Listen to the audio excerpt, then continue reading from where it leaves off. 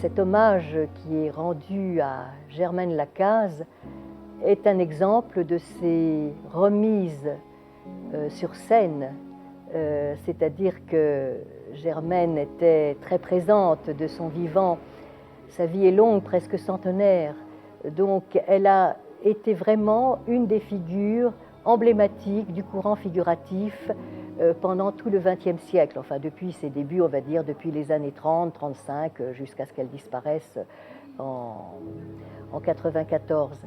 Donc elle est vraiment présente sur scène, sur une scène artistique, à travers les salons, très important, car elle sera régulièrement présente dans les salons, le Salon d'automne, les Indépendants, la Nationale des Beaux-Arts, mais aussi après la Deuxième Guerre, elle sera une des figures aussi très attendues du Salon des peintres témoins de leur temps. Et puis, elle est aussi présente dans les galeries, c'est-à-dire avec des expositions particulières, avec des expositions de groupe. Elle fait partie de cette génération, je vais citer quelques noms pour la situer et montrer combien Germaine Lacaze était justement une figure connue et reconnue.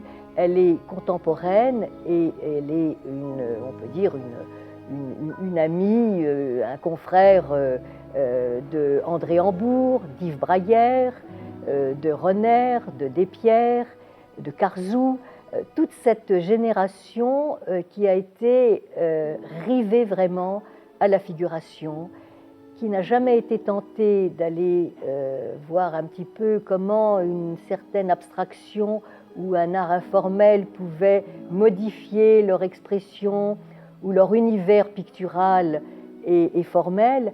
Et donc cette présence, Germaine Lacaze, elle l'incarne complètement. Et puis quand elle disparaît, eh bien progressivement, ce sont d'autres générations.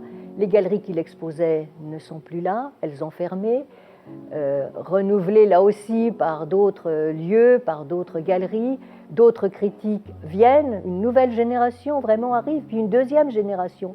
Et très vite, les années passent, les décennies s'enchaînent, et l'œuvre, progressivement, je dirais, elle ne s'éteint pas, mais elle se retire discrètement, pudiquement. Et ça, c'est très dommageable. Alors, le rôle et l'intérêt, la passion qui doit animer, qui anime, et qui m'anime d'ailleurs, qui anime l'historien de l'art, c'est d'aller justement à la recherche de ces artistes qui sont de très beaux artistes et qui constituent vraiment l'histoire de la peinture française figurative du XXe siècle et surtout de la deuxième moitié du XXe siècle. Alors cette exposition à la mairie du 5e, c'est un hommage et puis une reconnaissance. Alors Germaine Lacaze, elle s'inscrit dans un courant éminemment figuratif. C'est quelqu'un qui est très attaché au sujet et sa formation va d'ailleurs la confirmer dans cette option, dans ce désir de rester fidèle à la fois au paysage, aux objets familiers, quotidiens qui nous entourent, et puis aussi à la figure humaine. Alors elle débute avec une formation à Paris, aux Beaux-Arts, à l'École nationale des Beaux-Arts de Paris, où elle entre dans un atelier important qui est celui de Lucien Simon, qui est un grand prix de Rome. Et Lucien Simon est quelqu'un qui lui apprend, comme à ses autres élèves d'ailleurs, à composer, à dessiner, à savoir construire un tableau.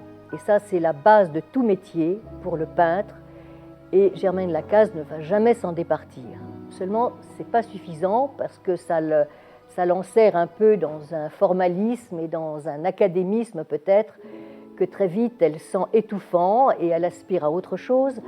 Donc elle va aller du côté du quartier de Montparnasse où il y a des ateliers libres, ce qu'on appelle, et notamment l'atelier d'Émile Othon-Friez, qui est un atelier tout à fait ouvert, qui est toujours dans cette discipline du métier et de savoir peindre et de savoir aussi composer, pas seulement son dessin, sa composition, mais aussi sa palette, Et Othon Friese, c'est un des fauves, avec Derain, avec Vlaminck, avec Matisse, en 1905-1906, c'est l'éclatement de la couleur.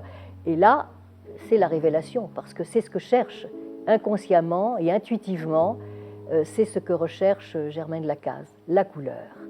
Comment faire vibrer un tableau à partir de la lumière, et cette lumière qui va naître justement de la façon dont elle sait orchestrer ses couleurs. Donc ça, c'est un moment important pour elle. D'ailleurs, elle se rapproche de Friese, qui sent en elle certainement des dispositions et qui va l'encourager. Et très vite, sa palette va s'éclaircir d'une palette sombre avec des tons assez froids, assez austères. Elle va en quelque sorte réveiller cette palette par une luminosité, par des couleurs, par des complémentaires, par des demi-tons. Et tout ça, progressivement, ce sont des acquisitions qui vont faire qu'elle va se trouver son langage, très vite. Les sujets familiers, ce sont les siens, c'est ce qui l'entoure. Donc c'est la simplicité. Mais dans cette simplicité, elle y voit toujours la beauté. La beauté qui va venir d'un éclairage particulier et toujours changeant sur son sujet. Les saisons qui vont aussi modifier l'appréhension plastique de sa composition. Et puis, il y a ce qui pour elle est essentiel, c'est cette sensation de transmettre, cette volonté de transmettre quelque chose de l'ordre du bonheur. Alors, ce qui est intéressant, c'est de constater qu'au fond, cette peinture de Germaine Lacaze aurait très bien pu figurer et participer aux expositions d'un groupe que l'on a appelé les peintres de la réalité poétique. Il y a deux termes, la réalité, ce que l'on voit, ce qui nous entoure, et puis la poésie. Et cette poésie, il revient justement à l'artiste, qu'il soit peintre, mais aussi qu'il soit poète, de nous transcrire par ces moyens qui sont pour le peintre la couleur et le dessin, de nous transmettre ce côté impalpable, ce côté éphémère, mais en même temps cette sensation d'arrêter quelque chose, parce qu'il faut bien le voir et le vivre. Donc la toile, tout de même, permet de fixer ce moment de bonheur et de joie visuelle. Et ça, Germaine Lacaze s'y est employée toute sa vie.